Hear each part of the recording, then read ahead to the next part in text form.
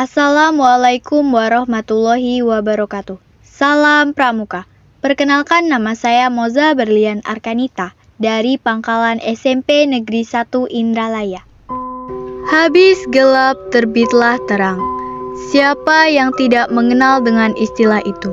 Siapa juga yang tidak tahu tentang Raden Ajeng Kartini? Beliau adalah wanita yang membela hak dan kedudukan seorang perempuan. Karena gagasan yang disampaikan membuat wanita Indonesia memiliki mimpi dan juga kedudukan yang setara dengan laki-laki. Raden Ajeng Kartini adalah wanita kelahiran 21 April 1879 di Jepara. Ayahnya adalah Bupati Jepara. Ia bersekolah di Elo Peslerge School, sekolah elit Hindia Belanda. Hal itu membuatnya pasif berbahasa Belanda, di mana saat bagian besar wanita pribumi tidak bisa berbahasa Belanda. Saat usianya 12 tahun, ayahnya melarangnya bersekolah karena usia Kartini sudah bisa dipingit menurut tradisi kala itu. Sejak saat itu, Kartini mulai mengirimkan tulisan-tulisannya ke majalah wanita Belanda, yaitu The Hollands Leille. Ia juga membaca koran Eropa tentang kehidupan wanita-wanita Eropa dan membaca buku-buku yang berbahasa Belanda, seperti buku yang ditulis oleh Louis Coppers, Max Havelaar, dan Multatuli.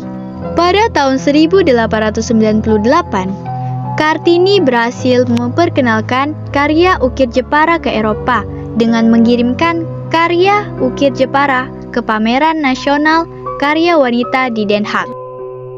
Karena keberhasilannya, setahun kemudian, pada tahun 1899, Kartini mendirikan bengkel ukir Jepara di Kabupaten Pendopo.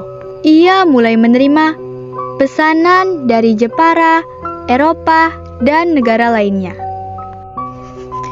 Pada tanggal 12 November 1903, saat usianya menginjak 24 tahun, Kartini dipaksa menikah dengan Bupati Rembang yang bernama Raden Adipati Djosodiningrat.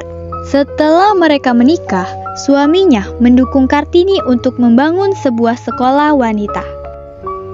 Pada tahun yang sama, bersama saudaranya Rukmini, ia membangun sekolah anak-anak gadis pendopo yang mengajarkan keterampilan seperti menulis, membaca, menggambar, dan kerajinan tangan lainnya. Setahun kemudian, pada tanggal 13 September 1904, Kartini melahirkan anak satu-satunya yang bernama Sosalit Djoyo Adiningrat. Namun, 4 hari setelah ia melahirkan, ia meninggal dunia pada tanggal 17 September 1904 saat usianya menginjak 25 tahun.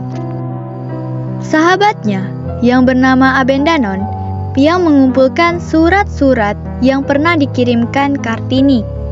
Pada tahun 1911, sahabatnya Abendanon membukanya dalam bahasa Belanda yang berjudul Dari Kegelapan Menuju Cahaya. Setahun kemudian, Abendanon sahabatnya dan orang-orang yang sependirian dengan Kartini membentuk sebuah komite dan mendirikan Yayasan Kartini. Yayasan tersebut berhasil membangun sekolah wanita pertama yang bernama Sekolah Kartini di Semarang. Pada tanggal 2 Mei 1964, Presiden Soekarno menetapkan Raden Ajeng Kartini sebagai salah satu pahlawan kemerdekaan nasional dan hari lahir Kartini sebagai Hari Besar Nasional. Pada tanggal 30 Maret 1975, Museum Kartini didirikan di Jepara yang berisi barang-barang peninggalan Kartini dan warisan budaya. Di tahun 1922, Balai Perpustakaan menerbitkan buku Kartini dalam versi Melayu. Dan inilah biografi Raden Ajeng Kartini. Semoga kita semua dapat meneladani sifat-sifat beliau. Saya akhiri, wassalamualaikum warahmatullahi wabarakatuh. Salam Pramuka.